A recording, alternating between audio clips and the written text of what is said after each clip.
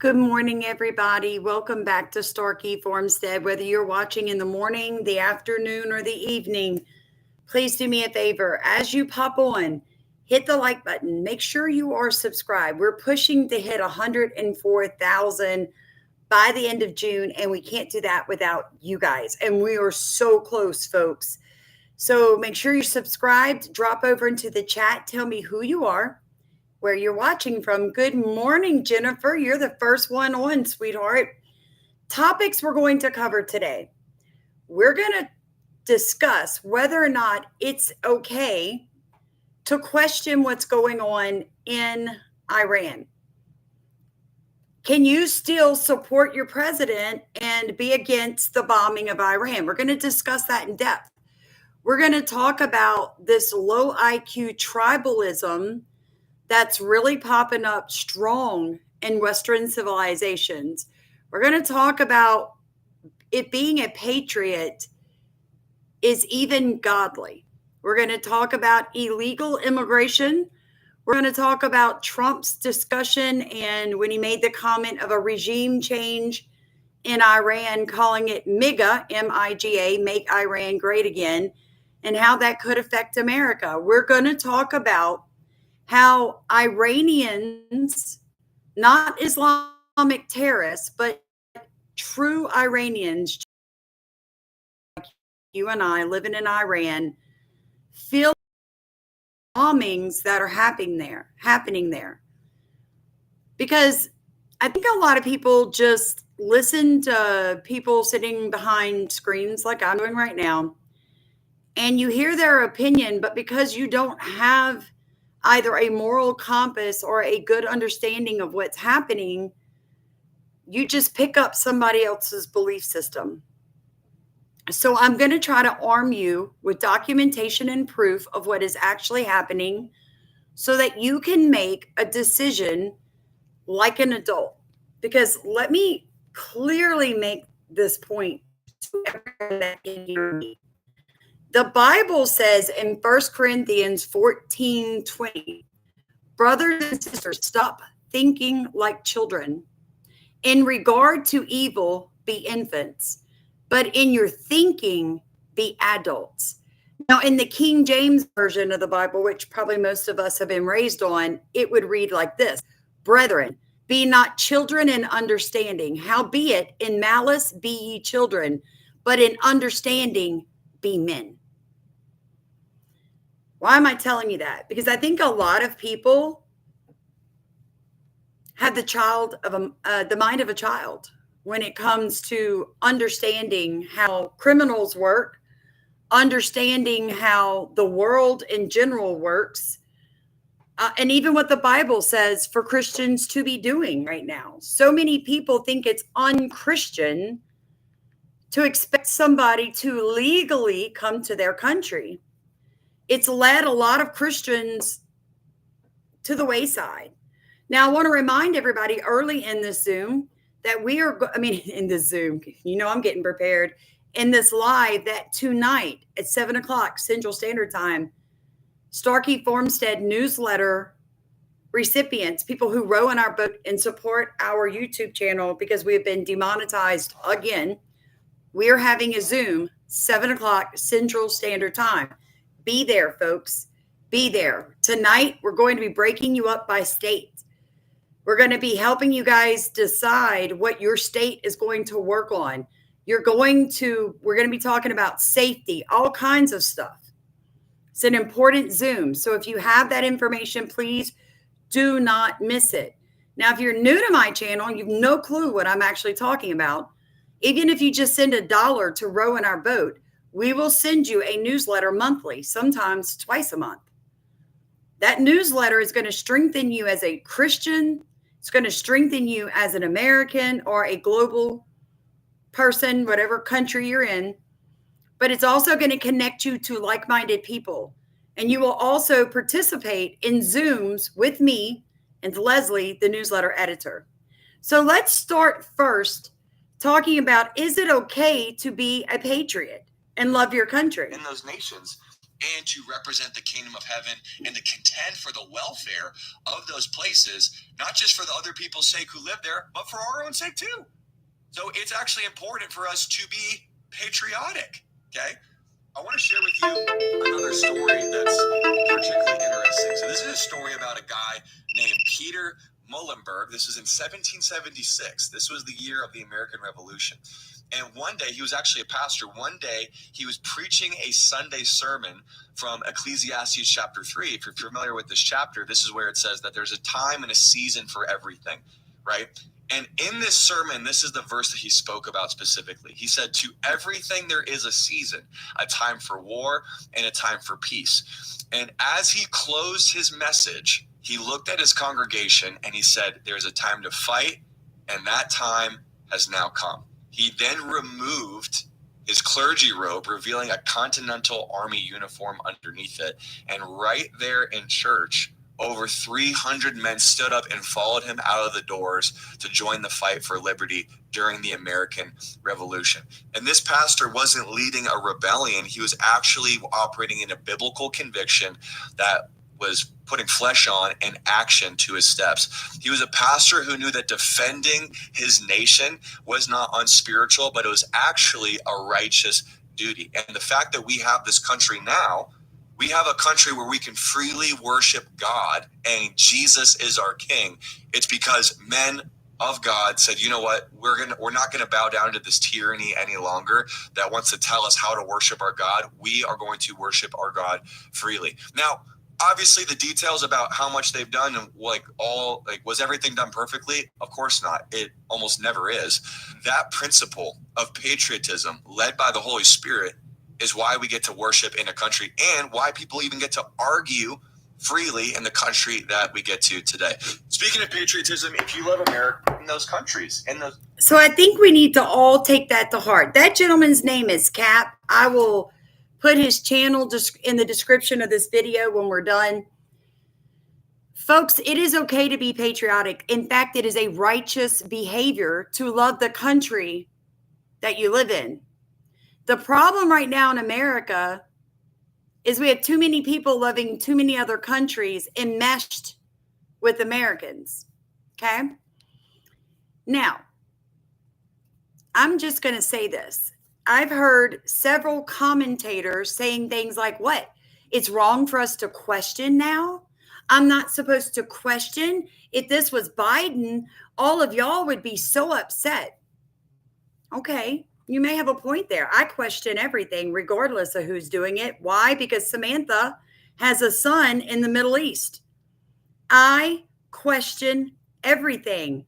But let me remind you of this. Authorized 2 operations in Iraq.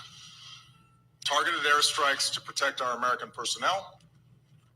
Last night, on my orders, America's armed forces began strikes against ISIL targets in Syria. Today, at my direction, the United States launched a targeted operation against that compound in Abbottabad, Pakistan. Today, I authorized the armed forces of the United States to begin a limited military action in Libya. Because a nuclear Iran is a threat to our national security. They can take the diplomatic route, or they will have to face a United States president, me, who said we're not going to take any options off the table. Today, I authorized 2 Nobody had a problem when Obama did it. We're not technically going to war. In fact, it would be downright impossible to send troops into Iran. Were you guys aware of that? I did hear, some of you pointed it out to me, and I had not heard it myself, but it does seem that Iran may have removed the actual uranium before the bombing. I am hearing that being reported now. However, the sites that were destroyed was where they were going to turn it into weapons grade. So either way, the strikes in themselves were important.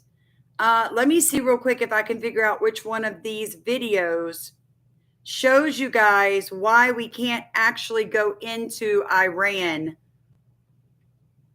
because of the way the country is set up. This might be it. Let me see. She has never seen the people there, so let me see, folks. Many people who Nope, it's not that one. And if you did not hear, Iran actually banned dogs in over 20 cities in their country in 2025.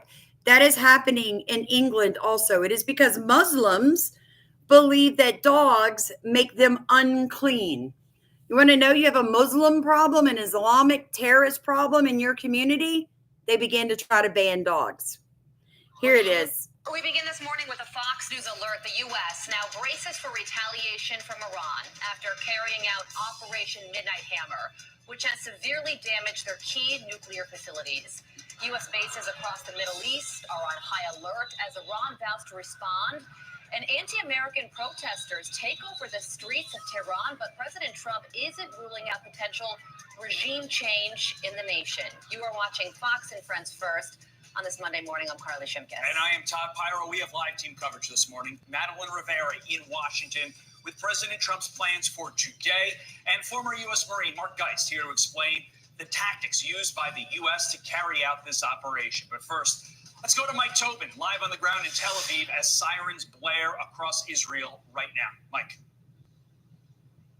And Todd and Carly, just moments ago, we got the all clear as waves of missiles were inbound from Iran to the north and really from the north to the south of Israel. We've got the reports of one rocket that made impact about halfway between here in Tel Aviv and the Gaza Strip. We're waiting for details on that. Meantime, Prime Minister Benjamin Netanyahu has been explaining about the timing of the attack.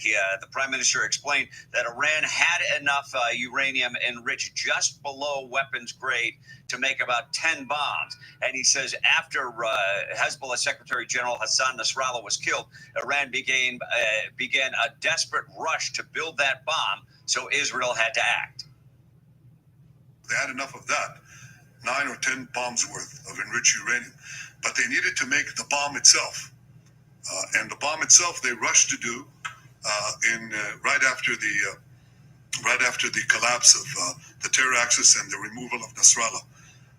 Therefore, we had to act. The Director General of the International Atomic Energy Agency says the enriched uranium was not destroyed in the U.S. strike. Iran had moved it ahead of time. Speaking to the UN Security Council, Rafael Grossi. So whoever put that on my channel for me, you were correct. You were correct. It looks like they did remove the uranium prior to. I have a video that I want to show you guys. I've got to find it because it's very important. It talks about how you have nothing to worry about in the fact that America is actually going to go over to Iran and begin a war. And the reason is because of how the mountains surround Iran. We simply couldn't get troops there. It would have to be an air attack. That's the only way to strike Iran. Now, this is in the United States. When you talk about tribalism,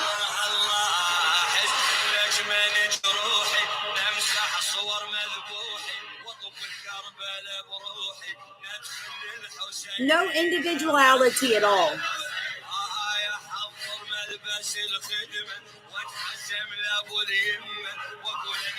This is Michigan.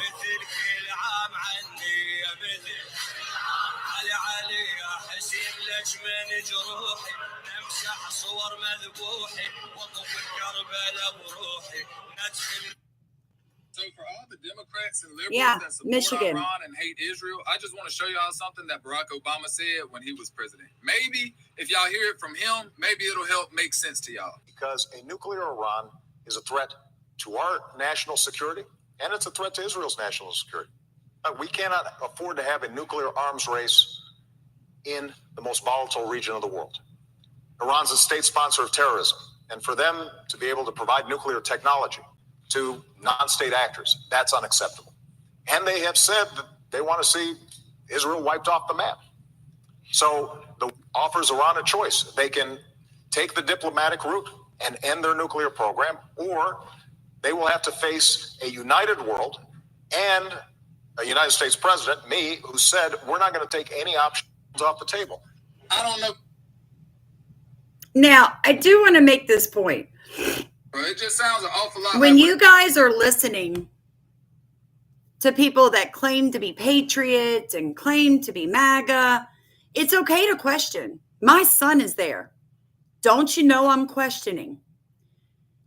But maybe I just have a better grasp of history than some people. Sweetheart, let me tell you something. If, and I do mean this, I knew that there was a group of people right down the road from me chanting death to Samantha, death to Starkey Formstead, and they had weapons of destruction that could kill me and everything that I love and own and care for, my animals, myself, and I could preemptively strike them and remove the threat. Hello? Should we even have that discussion? Should we? Because this right here, I'm going to show you a clip, was 7 years ago in Iran. Elizabeth Palmer was in Tehran last Tuesday when President Trump announced that the U.S. is pulling out of the multinational nuclear deal with Iran. Liz has reported from Iran many times and says she has never seen the people there so angry, not only at America, but with their own government. Death to America! It's been a noisy week in Tehran with hardliner protests against the U.S. on top of the usual gridlock traffic and crowded streets. After a stressful week here, we did what weary Tehranis do, head for the hills aboard the Torshin cable car. Iranians find relief up here in the mountains from smog, noise, and oppressive politics. But as Eliana told us, they can't get away from their feelings of anger and despair. There are a job, use your job, and most of the people are depressed because they don't know what happened in the future. Young people especially, so energetic and full of life, are victims of Iran's weak economy and a bumbling, corrupt government. On my previous trips here, people would have been scared to criticize the government openly. Not anymore. This week, as we filmed a small anti-American demonstration, a man came up to us to say openly that Iran's problems actually start with the regime. I haven't got a good job. I am very worried about my future and my family. Across the country, people have been expressing their anger openly in protests that break out every single day. As I prepare to leave Iran tonight, the future of this beautiful, troubled country has never felt so fragile. That was 7 years ago. 7 years ago. So this is not like Trump woke up and said, yes, Israel, I boweth down to the great Israel, and I doeth whatever he wanteth of me. Come on now, people. 7 years ago, Trump told you there was an issue with Iran and that it needed to be taken care of. And people don't seem to understand that. They just don't seem to be able to comprehend that this is something we cannot turn our backs on. I would only vote left. Why is that?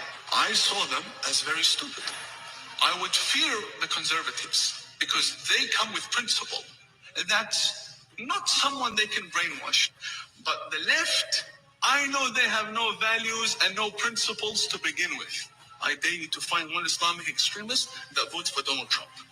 Would never do it.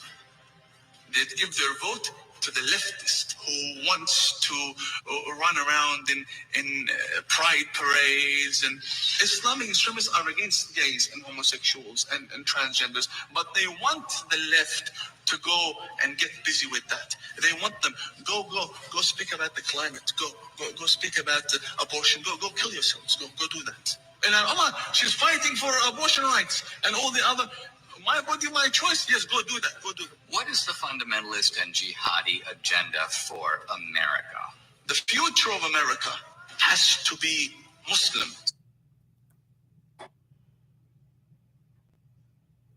I think that was pretty clear. And we are living in this time in which there is someone who is occupying the White House who does not care about any rules, any norms, any laws, nor the Constitution, and we cannot be a civilized country if there is no law and order. So I know they may claim we law and order, blah, blah, blah. So go get the undocumented people and let's try to ship them out. Let me tell you something. They are not the people that are putting us in harm's way. Really? It is him and his administration that is putting us in harm's way. I am telling you right now that I legitimately have had no intel whatsoever. Zero intel as a sitting member of Congress, regardless of how you feel about me, regardless of my party affiliation. No one has consulted specifically with me or anybody Oh, in you my office to give guys. us any information. Oh, baby, didn't nobody notified the strong black woman. Nobody told her that we was going to blow Iran's nuclear stuff up. Oh, my God. They didn't tell me. They didn't tell me. I have a right to know. Okay. Let me show you how happy the people in Iran are.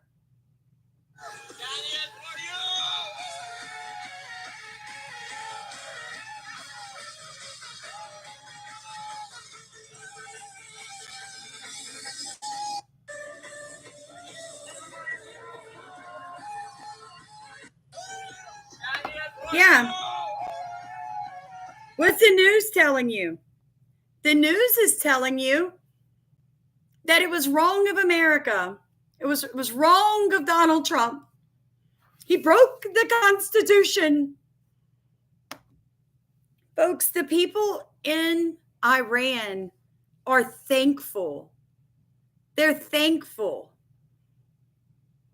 I don't understand why more Americans don't understand that, but they are thankful. To flee Iran. The regime is on its last legs in towns and cities across the country. The military is fractured. The people are united. The foundation of this 46-year tyranny are shaking.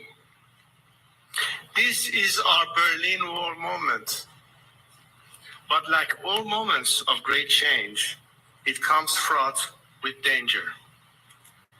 We stand at a crossroads.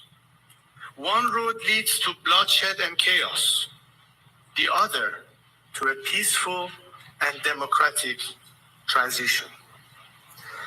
The difference in these two roads depends on one factor, and one factor alone: whether the current regime in Iran is allowed to survive. If the West throws the regime a lifeline, there will be more bloodshed and chaos, because this regime will not submit or surrender after it has been humiliated. It will lash out.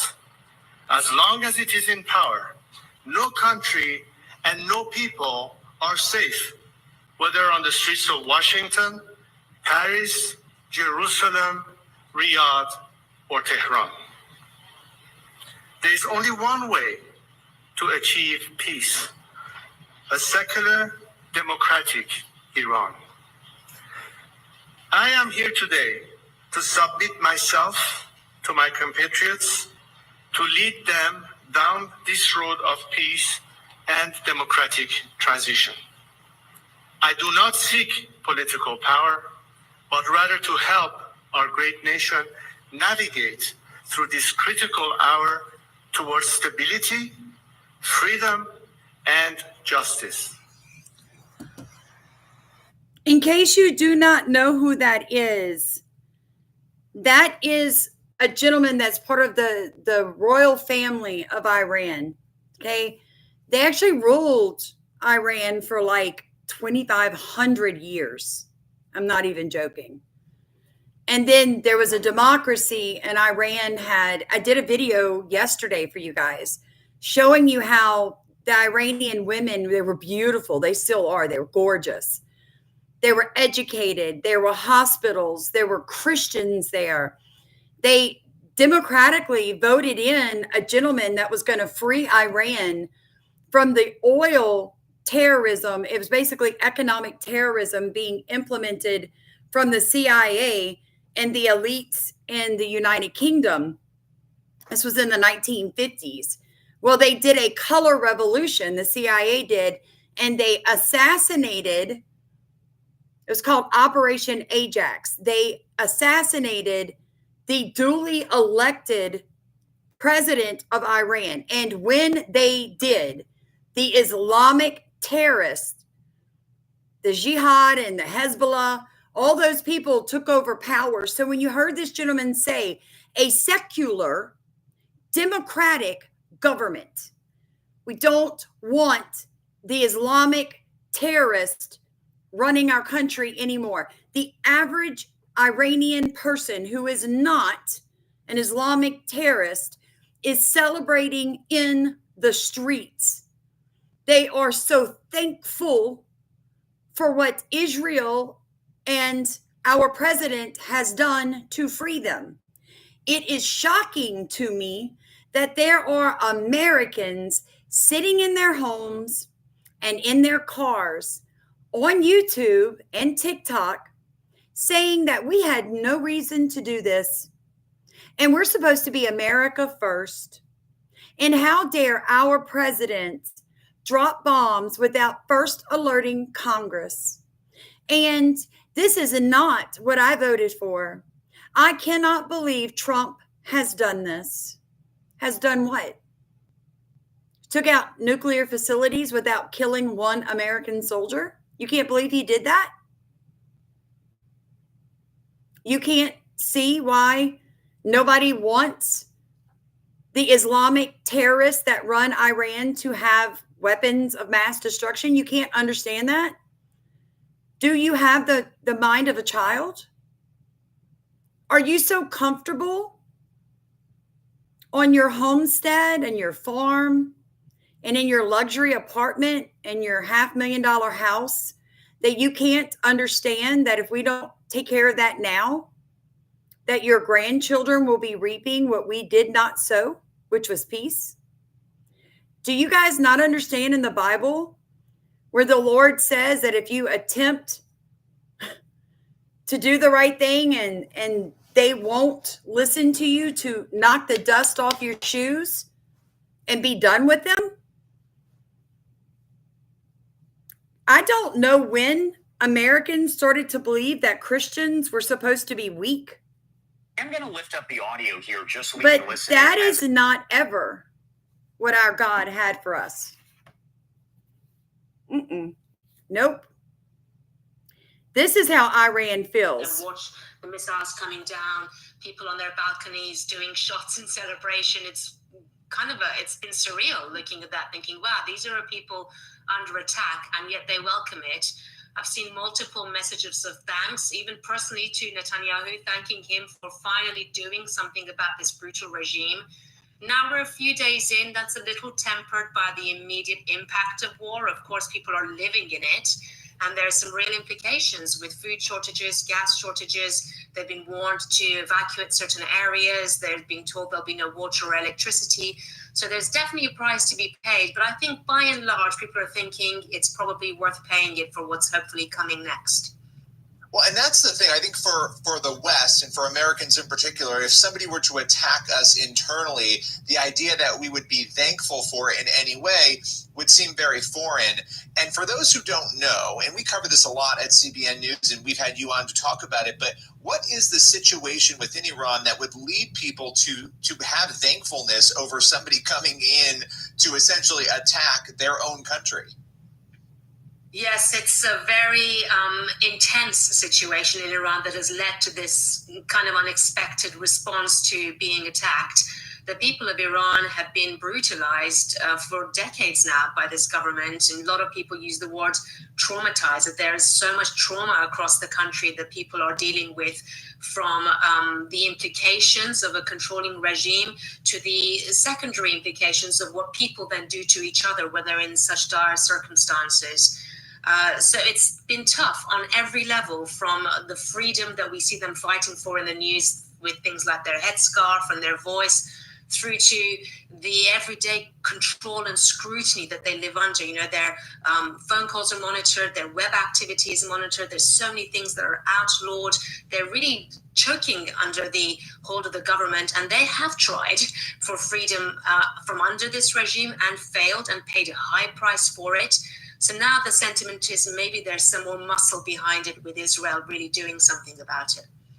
How does this escalation, we've seen a lot of escalation in rhetoric, and last year we saw, obviously, Iran try to exercise their military muscle against Israel a couple of times, but how does this current situation change the dynamics in the Middle East? This feels very different. It literally is. They watch the missiles coming down, people on their balconies doing shots, and that's their job. Y'all, people are celebrating. Do I want to enmesh Americans in the Middle East for another drug-out 20-year Afghanistan war? No.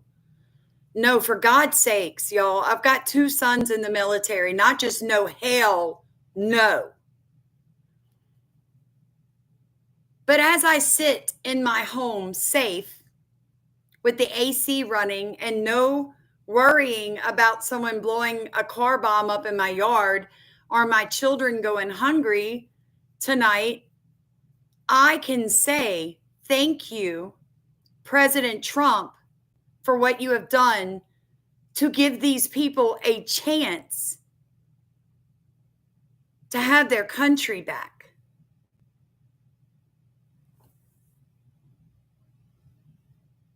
All I'm going to say is be careful who you listen to.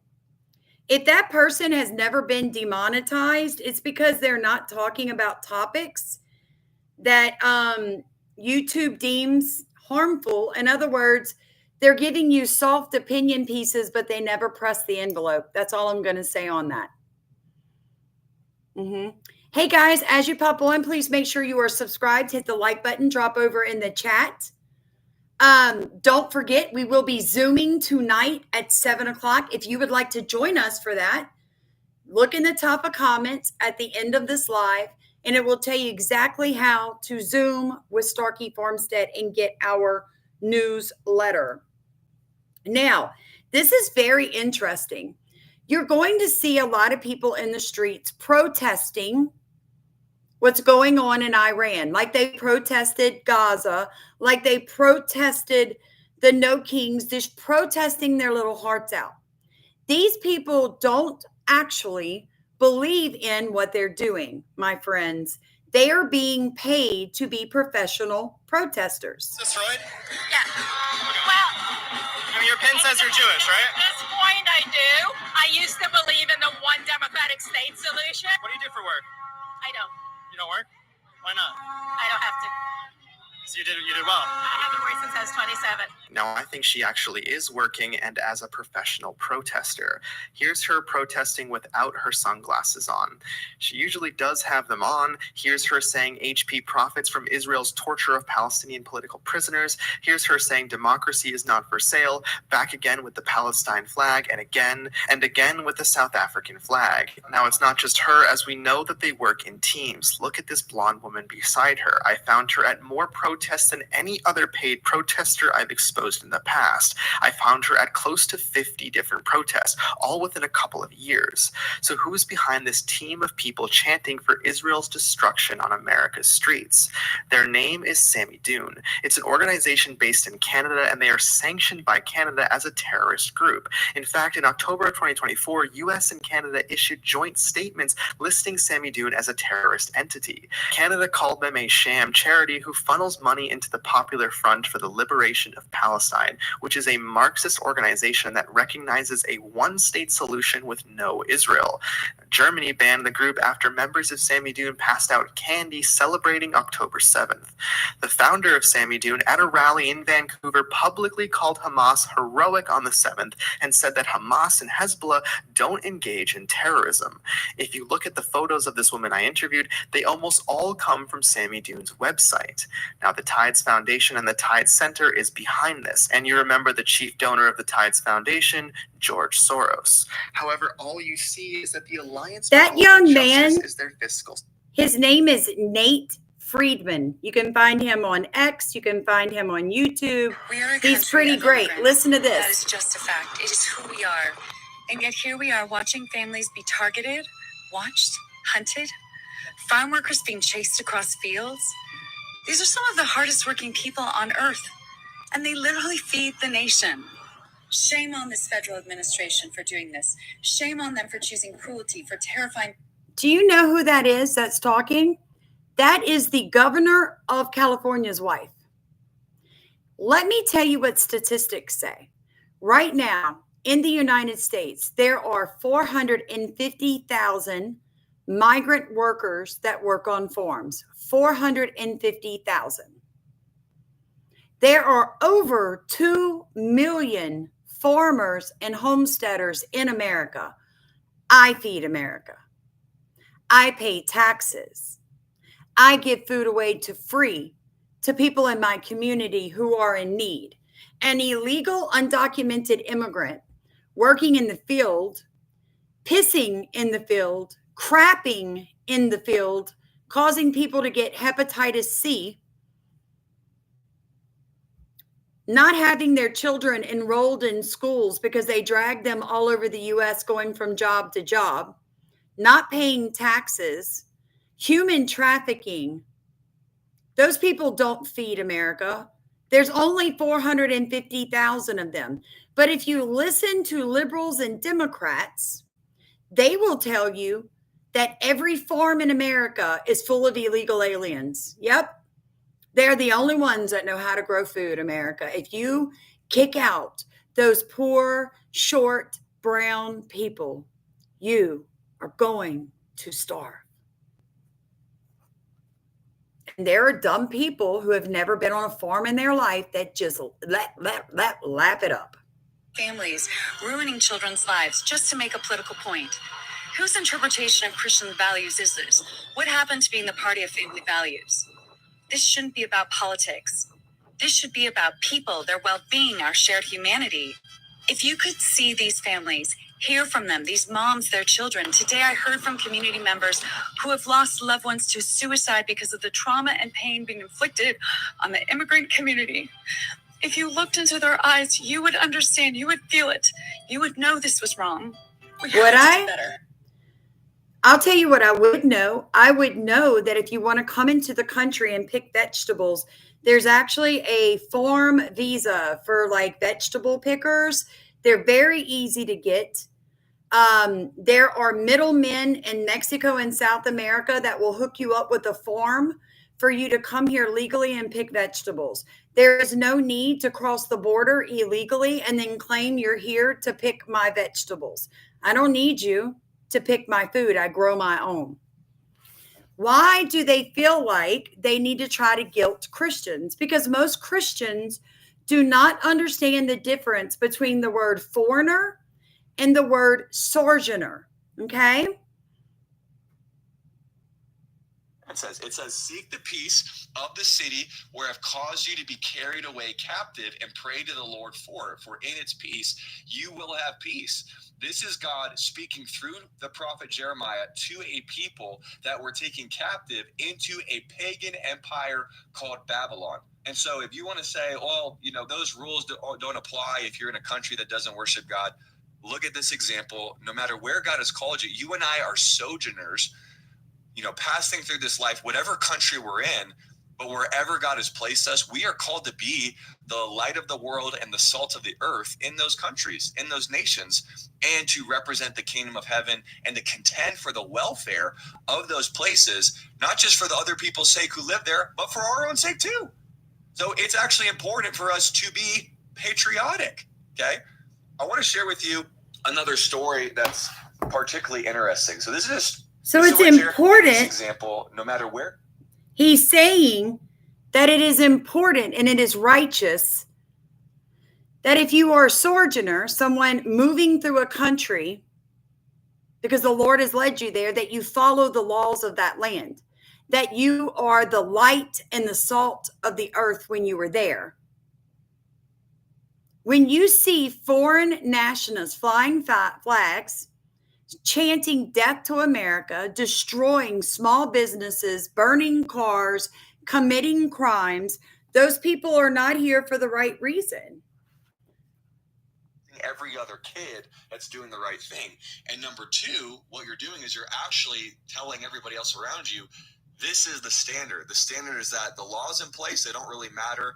And we actually prioritize chaos and disorder than order. Similar for a boss. If you're a boss, if you don't take care of the employee that is creating this cancerous culture in your company, the high performing employees are going to end up leaving because they're going to resent you for not upholding a standard across the board. So yes, we must love all people regardless of their immigration status. That's true. But loving people doesn't mean we just co-sign every single thing that people do, especially not if it breaks the law. Number two, here's a statement you might have heard. The government's role is to uphold laws, including immigration laws. So this is what some people maybe on the right politically are saying right now. And the answer is 100% true. Yes, this is what the Bible says in Romans chapter 13, verses 1 through 4. Let every soul be subject to the governing authorities, for there is no authority except from God, and the authorities that exist are appointed by God. Therefore, whoever resists the authority resists the ordinance of God, and those who resist will bring judgment on themselves. For rulers are not a terror to good works, but to evil. Do you want to be unafraid of the authority? Do what is good, and you will have praise from the same. For he is God's minister to you for good. But if you do evil, be afraid, for he does not bear the sword in vain.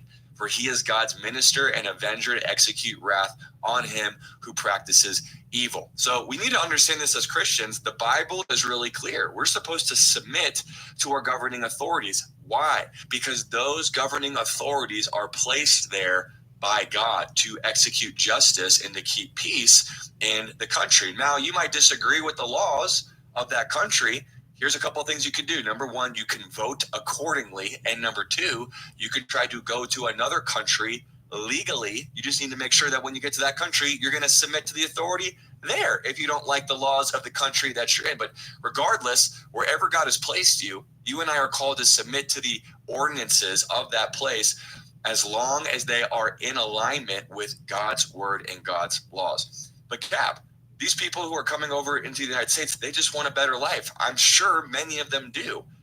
However, there's a lot of people who are doing this, and they're doing it illegally, and that is breaking the law. I'll show you what the law actually is. This is what it says in 8 U.S. Code, Section 1325. This law is a federal law that makes unlawful entry into the United States a federal crime. It's a violation of civil order. So anybody who is coming into this country illegally, they are breaking a federal law. And it is the government's God-given responsibility to make sure that that law is being upheld. And hey, you might not like and you may not like that. You may think that that is cruel, that you've got a woman with 6 kids, or you've got an elderly couple that's been here for 20 years. And you're like, Sam, it's not right. They have a home. They have a life. It is right.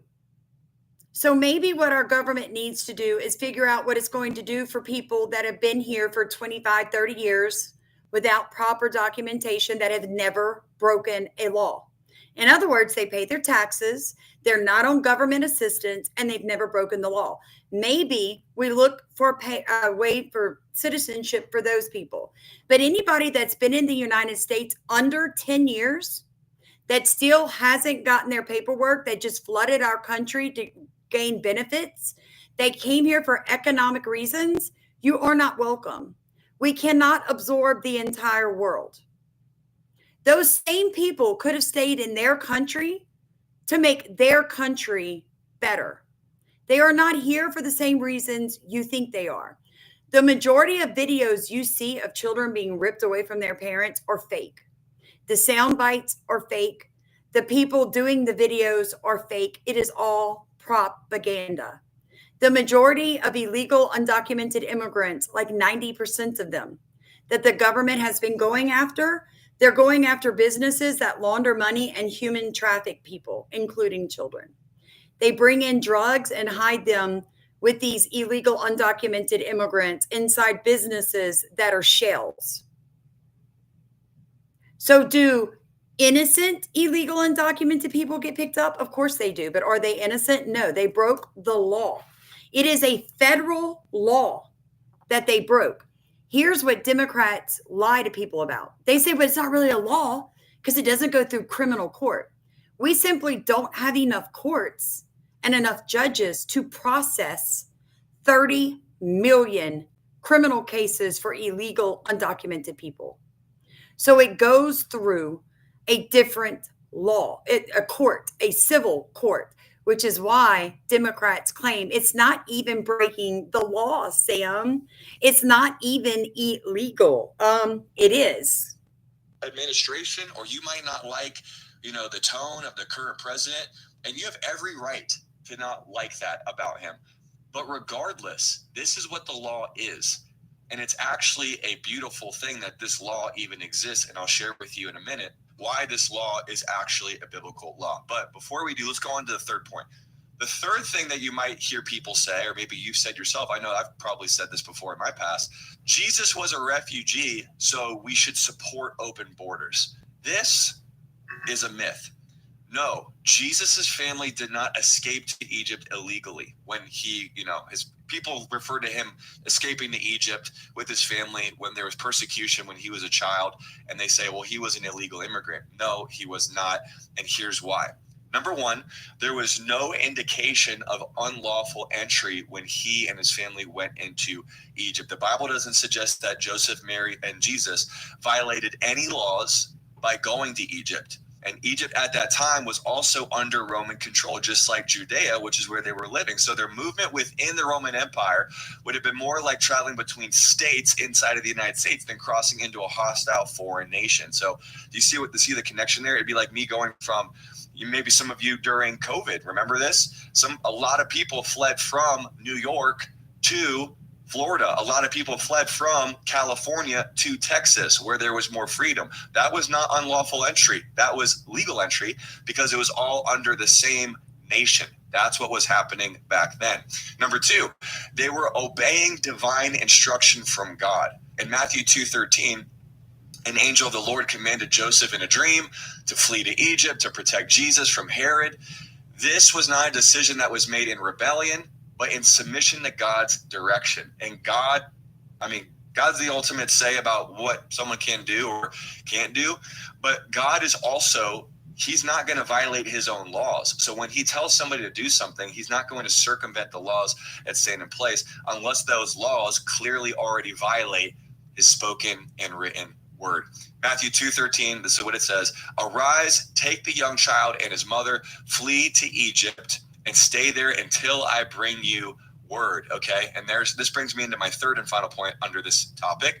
Number three, their stay was temporary. Okay. So we see that they went to Egypt for a period of time, but they were not there to camp out and to build a new life as illegal immigrants. They were there for a moment in time, and then they went back to their home.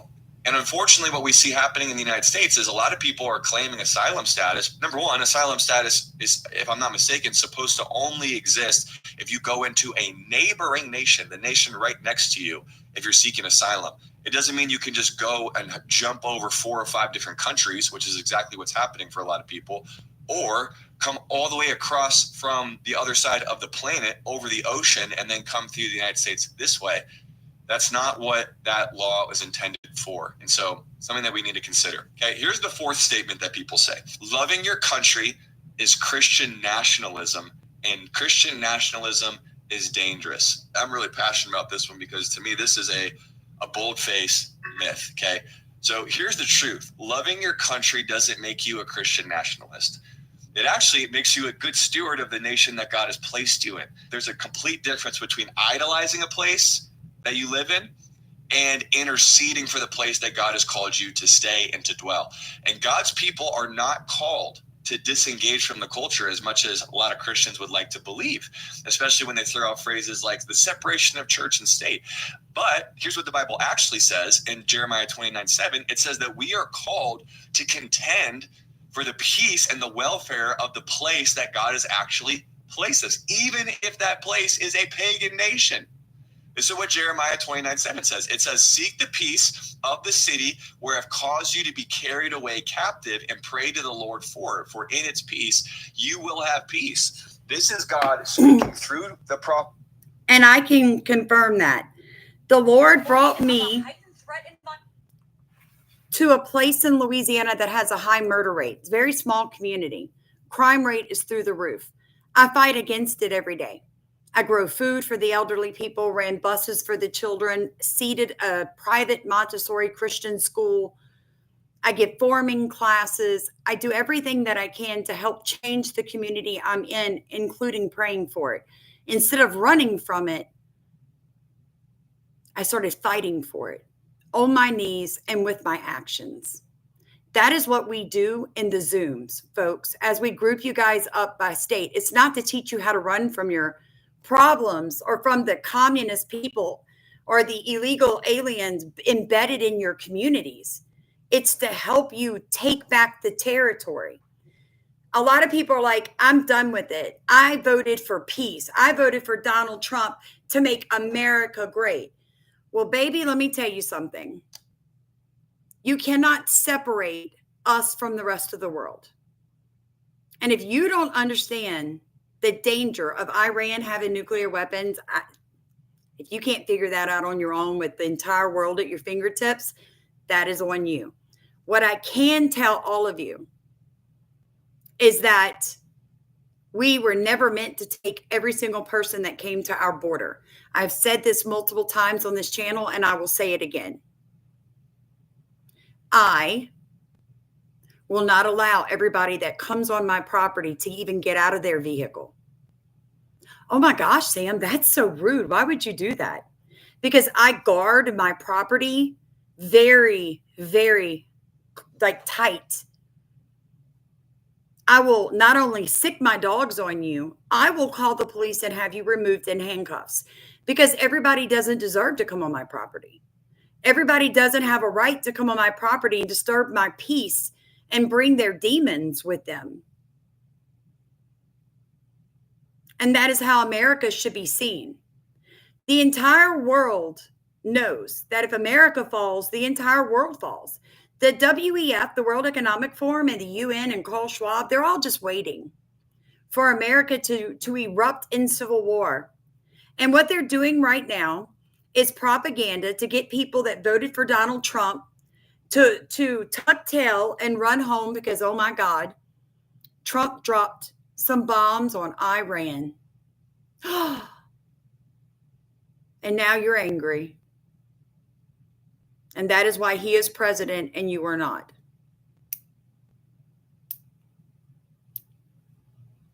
Some people can't understand that. Not everybody is meant to be in politics. I said that at the beginning of this live. I quoted from the Bible, a Bible verse for you all.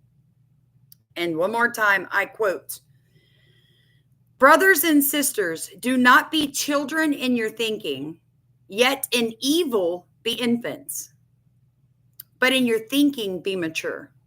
In other words, don't do things that would hurt people. Don't dwell on doing evil acts.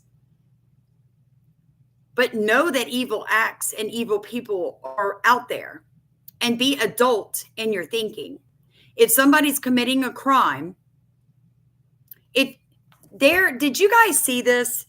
That in Michigan, a man attempted to kill a bunch of children yesterday at a church.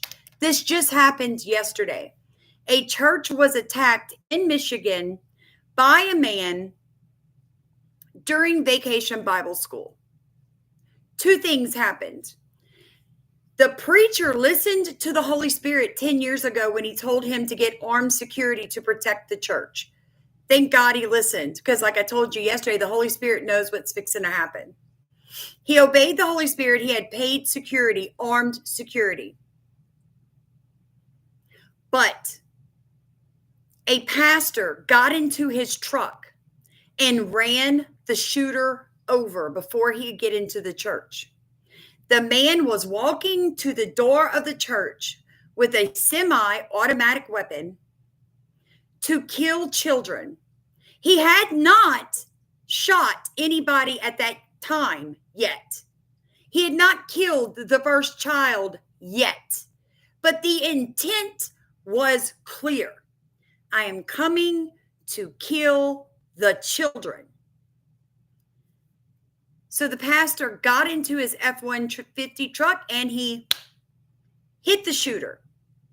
Then the security guard offed the shooter. The shooter got off a couple of rounds and he shot the security officer in the leg. And I pray full recovery over that hero. What Donald Trump did was looked at Iran, thought they're coming to kill America's children,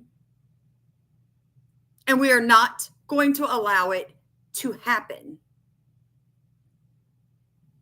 If you can't understand what preemptive means, if your brain cannot understand that if you see somebody walking towards you with a butcher knife dripping in blood, that maybe, just maybe, you should defend yourself, that's on you.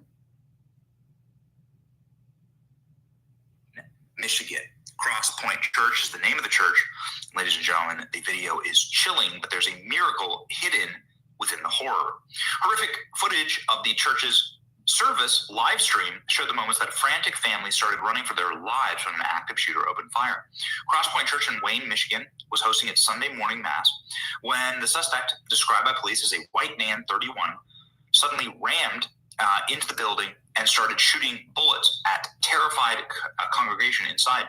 Deputy Chief Finley Carter III of the Michigan's police department said the suspect identity wasn't being released at the time. They are still investigating the motive. The department confirmed unnamed suspect was killed on the scene by a church's security guard. One victim was shot in the leg. So, and this is remarkable, by the way. This is an article that has not been updated. The story of this is that a individual walked in with a semi-auto and decided to start firing, and he was immediately confronted by a member of the congregation who was armed. He was killed before he was able to do take any lives, and then he was run over. The ramming happened from a congregation member. One of the deacons of the church got in his F-150 and ran over the shooter. Freaking unbelievable. Here's the moment, ladies and gentlemen. Now, that's on the Benny Show. You can go watch the whole clip there. When you do, I want you to notice something. As they're getting the children out of the auditorium, there's a young boy that runs down one of the rows, and the adult is trying to usher him out. And he dips into another row and he bends down with his iPad like this, like he's playing a game and he's not listening. Had the shooter got into the church, that child would have been killed because the child did not follow directions. That's where America's at. Our kids do not listen when they are told to do something. And when I saw the original clip, I put a comment. I said, anybody else notice the child hiding in the rows after everybody else has already gotten out of the auditorium? Whoever's child that is, you should discipline them harshly, because your child, no matter how old they were, probably looked about 11, 12, 13, old enough to listen for sure. I'm going to let you hear about one more thing, and then I have to run because we do have a live tonight. If you would like to participate in that, look in the top of comments. I can't give Leslie 30 people to add to the live at 6 o'clock tonight. So if you're going to do it, you need to do it earlier than later, or you won't make this Zoom meeting with us this evening. Just made an unexpected flight to D.C. That billion-dollar aircraft was designed to withstand nuclear blasts and keep top government officials safe when threats are off the charts. And it landed at Joint Base Andrews under the cover of night on Tuesday. Right now, the United States has 2 destroyers anchored in the Mediterranean, the USS Sullivans and the USS Thomas Hudner. Oop. Neurologist. So we are prepared, folks, in case something happens. Our president has already put things in place. Yesterday, I asked this question. I was telling y'all about a 201 event that could, happen on July 4th. And we were all discussing what happens if the Congress, a bunch of people in Congress all die at one time. It says, what's the protocol when U.S. congressmen die? Here's what to expect. This was done March 5th, 2025. When a sitting member of the U.S. House of Representatives dies in office, a formal process follows to ensure a smooth transition while honoring their legacy, and a special election to fill the vacant seat. Following the death of a U.S. congressman, their body is typically held in Washington while arrangements are made for the official tributes and funeral services. Flags at the U.S. Capitol and other government buildings are usually flown at half-staff, and depending on the individual's service and stature, a congressional memorial service may be held. Who fills the vacancy? Unlike the U.S. Senate, where some states allow governors to appoint a temporary replacement, all House vacancies must be filled through a special election, according to the Congressional Institute. The governor of state is responsible for calling the election, but the timeline varies. Some states have legal deadlines, while others, like Texas, leave the timing to the governor's discretion. During this period, the congressional district remains without direct representation. However, the deceased lawmaker's staff typically continue working to assist and with casework and federal agency matters. While they can provide services, they cannot vote or introduce new legislation. If the vacancy occurs close to a general election, the deceased congressman's political party often plays a role in determining their successor. Party officials may meet to nominate a candidate to appear on the ballot, a process that varies state by state and by party. The timing and handling of special elections have varied. Some are called within months, while others are delayed until the next regularly scheduled election. I want you to understand that. This is why you guys need to be grouped by state, where you can start working to learn your state's constitution and what happens if all of a sudden all the congressional members of your state die. What happens? It is time for us to stop sitting back and allowing our elected officials to do whatever they want. It is time for people like Jasmine Crockett and Oman, Ilyar, whatever, and AOC to be put in their place. It is time for us to raise up a new generation of conservative, patriotic elected officials. That may be your grandchild or your child. But the only way for that to happen is for you to be able to teach them what their state constitution and what their federal American constitution say. I hope and pray you're all blessed today. Please consider rowing in our boat. If you would like to join us for our newsletters and our Zooms, look in the top of comments. You guys be blessed. You are welcome to ask questions, but understand this.